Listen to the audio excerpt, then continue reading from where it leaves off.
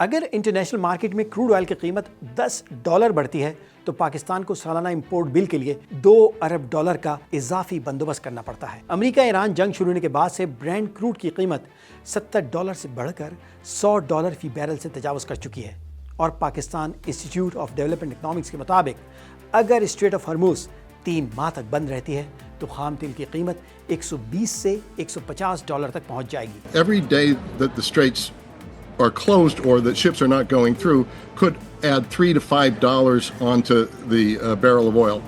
If this goes on for 6 weeks, you're up at $150 a barrel, so not the $80 that people were talking about. اس صورت میں پاکستان کا monthly import بل $1.25 ارب سے بڑھ کر $4.5 ارب تک پہنچ جانے کا خدشہ ہے، جبکہ ملک میں مہنگائی کی رفتار 7 سے بڑھ کر 17% تک پہنچ سکتی ہے۔ ایک ایسا ملک جس کے پاس 3 ماہ کی امپورٹ کے پیسے دینے کے فوریکس ریزرو ہوں اور جو 80% پیٹرولیم مصنوعات درآمد کرتا ہو، اس کے لیے تیل مصنوعات کی قیمتوں میں یکدم اضافہ کسی نائٹ میئر سے کم نہیں۔ پیٹرول کی اشد ضرورت ہے نا، پیٹرول نہیں ہوگا تو شام ہو گیا۔ ہمارا ملک کوئی ترقی یافتہ تھوڑی ہے کوئی۔ بھائی میں بائکیں چلاتا ہوں، ٹھیک ہے، اب اگر یہ پیٹرول ابھی اور بڑھ جائے گا تو میں کھڑی کر دوں گا بائکیں۔ Desperate time needs desperate measures. اس صورتحال سے کیسے نمٹا جائے؟ چلیں پہلے آپشن پر غور کرتے ہیں کہ پیٹرول اور ڈیزل کی قیمتوں کو بڑھاتے جائیں تاکہ اس کی ڈیمانڈ کم ہو جائے۔ عمران کو جس کسی نے بھی یہ مشورہ دیا ہے کہ پیٹرول عوام کے لیے بڑھا دو، وہ انتہائی بیوقوف اور احمقوں کی دنیا میں رہتا ہے۔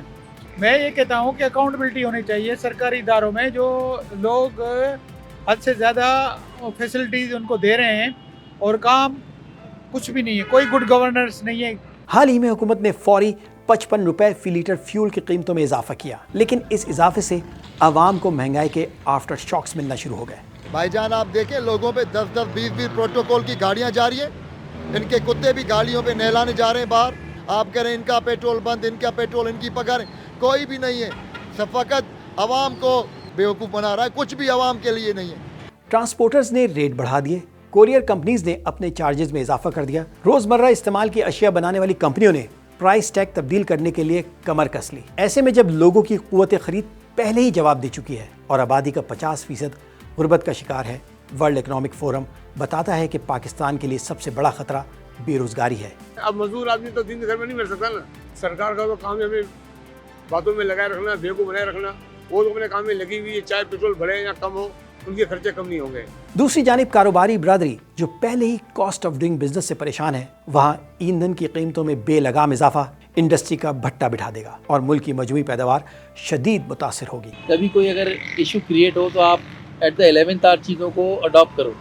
مثال کے طور پہ واٹ ایور دا پالیسی، جہاں پیٹرولیم کی ڈسٹریبیوشن یا ریٹ کم یا یہ سب ہونا چاہیے، تو وہ جب ریلیکسیشن پیریڈ چل رہا ہوتا تب کوئی سوچ آتی بھی نہیں ہے۔ دیکھا جائے تو تیل مصنوعات کی قیمتیں متواتر بڑھانے سے معاشی اور سماجی طور پر بڑی بھاری قیمت ادا کرنی پڑ سکتی ہے۔ دوسرا آپشن ہے راشننگ۔ راشننگ کا مطلب ہے کہ ہر گاڑی یا کنزیومر کو ایک مقررہ مقدار سے زیادہ ایندھن نہ دیا جائے۔ یہ نظام ایندھن کی منصفانہ تقسیم کرنے میں مدد فراہم کر سکتا ہے۔ کچھ ممالک جیسے شری لنکا میں QR کوڈ کے ذریعے گاڑیوں کو فیول فراہم کرنا شروع کر دیا گیا ہے۔ ہفتہ وار بنیاد پر شری لنکا میں موٹر سائیکل سواروں کو 5 لیٹر تو دوسری جانب بڑی بسوں کو 200 لیٹر تک فیول فراہم کیا جا رہا ہے۔ فلپائن میں کچھ پمپس گاڑیوں کو 20 لیٹر سے زیادہ فیول دینے سے گریز کر رہے ہیں۔ جاپان جیسے ترقی یافتہ ملک نے 80 ملین بیرل خام تیل مصنوعات کے ذخیرے سے سپلائی شروع کر دی ہے۔ یہاں یہ بتاتا چلوں کہ پاکستان 28 روز کے لیے پیٹرولیم مصنوعات کا ذخیرہ محفوظ رکھتا ہے۔ انڈونیشیا نے اپنے عوام کے لیے فی لیٹر فیول پر سبسڈی دینی شروع کر دی ہے۔ تھائی لینڈ روس سے آئل خریدنے کا سوچ رہا ہے جو انٹرنیشنل قیمت کے مقابلے کچھ ڈسکاؤنٹ پر مل رہا ہے۔ نیپال نے LPG سلنڈر کی راشننگ کر دی ہے۔ ہمارے ملک میں LPG پر $100 فی لیٹر بلیک میں عوام سے اضافی وصول کیے جا رہے ہیں۔ دیکھیں پاکستان نے ماضی میں دیکھا ہے کہ حکومت نے قیمتوں کو نہ بڑھا کے جو نقصان کیا ہے یا سبسڈی دی ہے، اس کا خمیازہ بھگتنا پڑا ہے حکومت کو۔ فسکل ڈیفیسٹ بھی بہت بڑھ جاتا ہے اس سے، اور حکومت کا قرضے بھی بڑھ جاتے ہیں، اور حکومت کا امپورٹ بل بھی بڑھ جاتا ہے۔